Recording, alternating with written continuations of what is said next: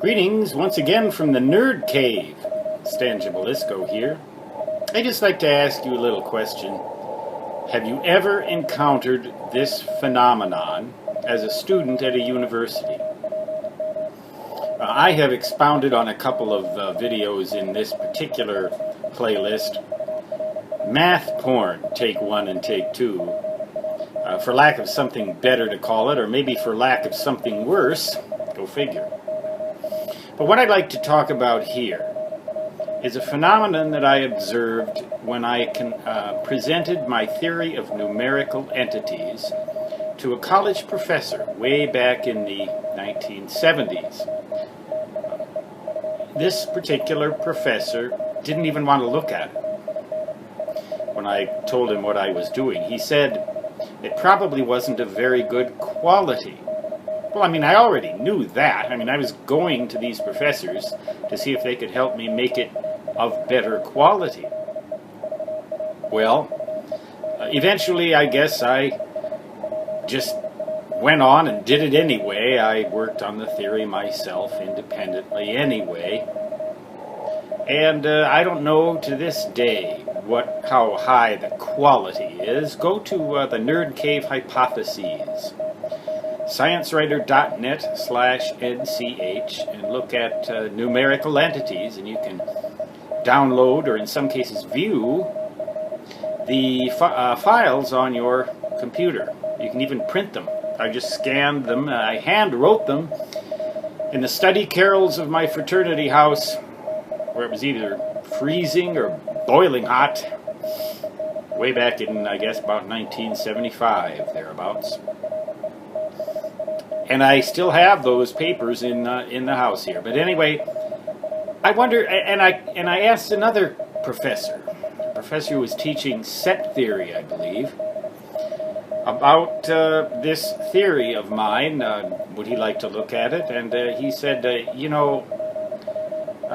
lot of the people in this field have been very, very great minds.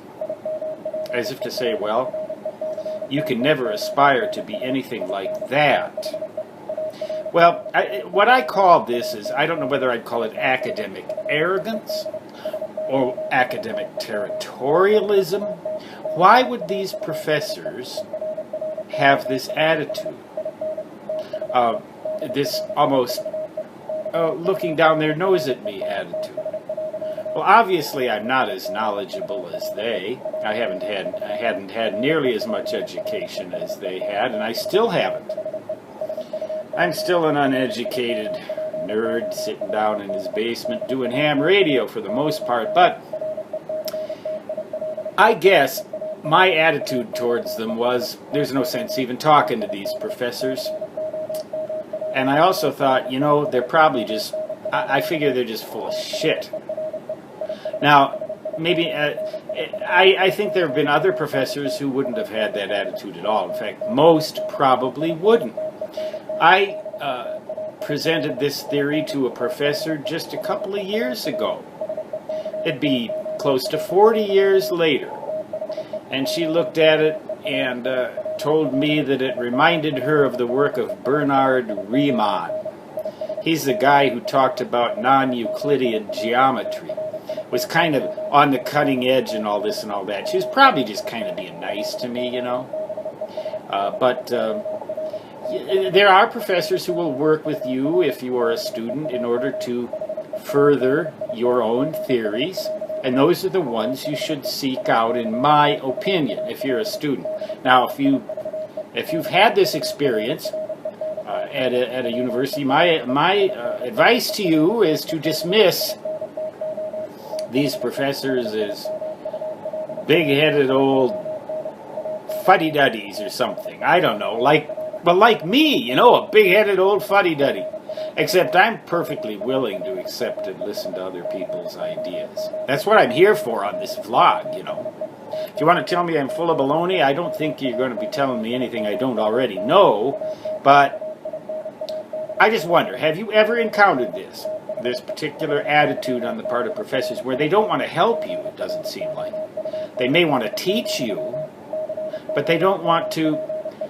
Are they afraid Are they afraid they'll lose their tenure? Is it territorialism? Is it just plain arrogance? What is it? What is it that makes people who are supposed to be professors do this? Comments are open. Have at me. Stan Gibilisco signing off from the Nerd Cave. Until next time, so long.